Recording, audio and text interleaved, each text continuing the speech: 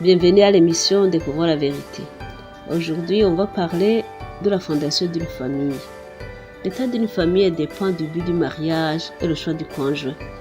En lisant dans Genèse 2 au verset 18, nous voyons que c'est Dieu qui a choisi à Adam une femme qui lui est convenable. Mais actuellement, on voit que les hommes se marient par l'impulsion de leur cœur sans demander l'aide à Dieu. Satan est toujours en contradiction avec le plan divin. C'est pourquoi il s'ingère dans les premiers plans de la fondation d'une famille. Il s'ingère dans les fiançailles et il va pousser les gens à choisir les jeunes femmes ou les futurs maris en se basant sur l'impulsion de leur cœur. Découvrons quelques principes qui poussent les gens à se marier. Certains se marient par l'apparence physique, c'est la beauté. Mais nous oublions que cette beauté peut être disparue à cause de l'accident, l'âge, la situation économique.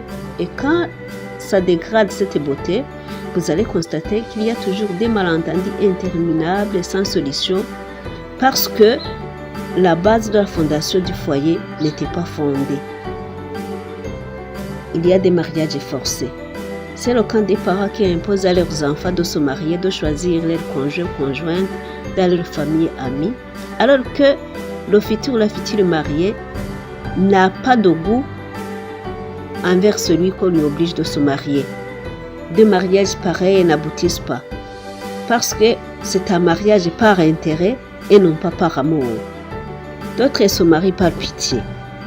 C'est le cas d'un garçon ou d'une fille qui s'engage à se marier avec son copain ou sa copine, pensant qu'il va lui faire sortir dans une situation déplorable. C'est-à-dire qu'il y a par exemple quelqu'un qui a été victime de la consommation de drogue, bref, d'un comportement acquis, pensant qu'en se mariant avec lui, il va lui faire sortir de ça. Ça non plus, c'est pas un bon fondement parce que c'est pas non plus pas l'amour réel, mais c'est par pitié. Une fois que l'homme ne parvient pas à changer la fille, vous allez constater que le mari ou la fille préfère le divorce au lieu de supporter ce qu'il a choisi. D'autres mariages suffisent pour rebondir. C'est-à-dire qu'il y a une déception inattendue. Alors, la fille ou le garçon déçu préfère à choisir quelqu'un ou quelqu'un d'autre pour se marier vite afin de se venger.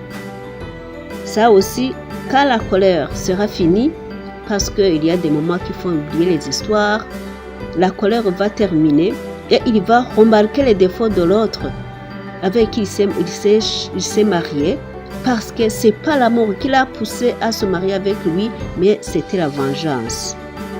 D'autres se marient pour des raisons échappatoires.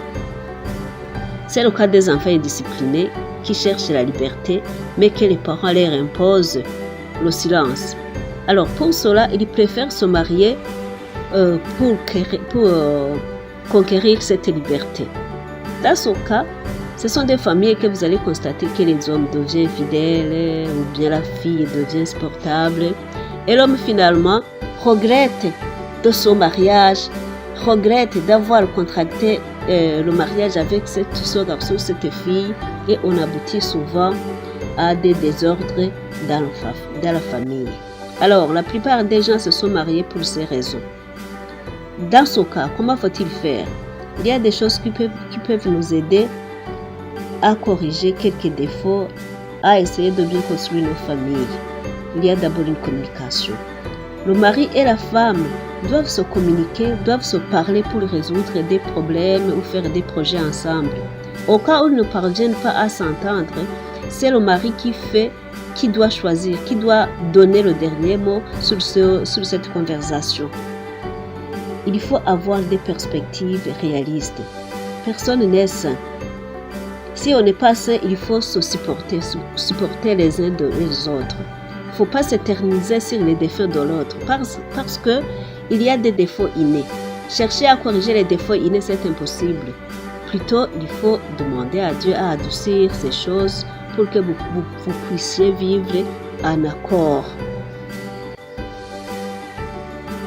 Il faut savoir résoudre les conflits. J'ai lu quelque part où on a dit que même si il y a quelqu'un avec qui on ne s'entend pas bien, il faut l'écouter. Au moins parmi 1000 mots qu'il va vous adresser, vous pourrez y avoir au moins un seul qui peut vous aider. Donc, il faut demander à Dieu pour qu'il puisse vous donner la capacité de résoudre des conflits pacifiquement.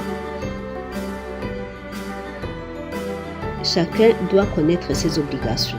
Donc, l'homme et la femme n'ont pas les mêmes obligations. Nous n'avons pas les mêmes capacités. Chacun doit savoir bien organiser, bien faire ses obligations. Il doit savoir ce qui lui est assigné et faire tout son possible pour que chacun soit à sa tâche. Chacun puisse donner à l'autre le résultat de ce qui lui est assigné. La femme doit savoir qu'elle est responsable de toute chose qui est dans sa maison. L'homme doit savoir qu'il est là pour chercher et que la femme doit être une bonne femme qui doit assurer la gestion. Ça, c'est un exemple. Donc, chacun doit être responsable de ses obligations. Tout ça, c'est pas facile à faire. Cela nous demande des prières ferventes pour que Dieu puisse aider chacun ou chacune à bien réussir dans son foyer, parce que la plupart de nos foyers se sont mariés pour les raisons précitées. Alors, nous venons de découvrir cette vérité et prions à Dieu pour qu'il nous aide à réussir dans nos familles.